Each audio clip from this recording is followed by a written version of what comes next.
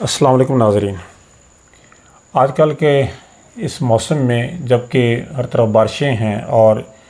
طرح طرح کے جانور اور زہریلے کیڑے زمین سے نکلتے ہیں، بچھو وغیرہ بھی خاص طور پر، اور سانپ اور اس طرح کی چیزیں، ان کا ایک آسان علاج جو کہ حضور اکرم صلی اللہ علیہ وسلم کی حدیث سے ثابت ہے، وہ عرض کرنا چاہتا ہوں۔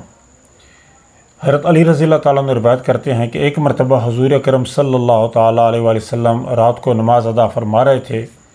کہ آپ نے ہاتھ زمین پر رکھا تو ایک بچھو نے آپ کو ڈس لیا۔ آپ صلی اللہ علیہ وسلم نے اسے مار دیا اور یہ فرمایا کہ لعنت ہو اس بچھو پر، یہ نہ نمازی کو دیکھتا ہے نہ کسی اور کو، یا یوں فرمایا کہ نہ یہ نبی کو دیکھتا ہے نہ کسی عام انسان کو۔ اس کے بعد آپ صلی اللہ تعالیٰ علیہ وسلم نے پانی اور نمک منگایا، انہیں مکس کیا اور انگلی پر پانی ڈالتے رہے اور ساتھ ساتھ اسے ملتے رہے اور سورۃ فلق اور سورۃ ناس پڑھ کے یہ ساتھ دم فرماتے رہے۔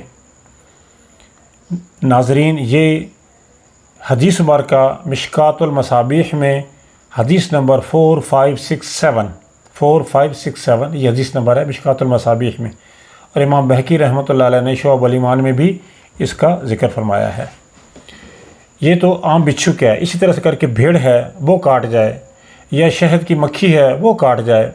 اس طرح کر کے اور کوئی زہریلا کیڑا کاٹ جاتا ہے، اس کا بھی یہی علاج ہے کہ پانی میں نمک ڈال کے، ایک کپ پانی اگر ہو جائے تو اس میں تقریباً آدھا چمچ نمک ڈال لیا جائے اور وہ متاثرہ جگہ پر ٹپکایا جائے کسی کاٹن کے ساتھ یا ٹیشو پیپر کے ساتھ یا رومال کے ساتھ، آہستہ آہستہ پانی ٹپکایا جائے اور ساتھ ساتھ یہ دونوں صورتیں پڑھ کے دم کی جائیں۔ اللہ تعالیٰ شفا عطا فرماتے ہیں۔ اللہ تعالیٰ ہمیں تمام موذی امراض سے بھی بچائے، ہر طرح کے حساس سے بھی بچائے، اور اس سنت نبوی کا جو مفت علاج ہے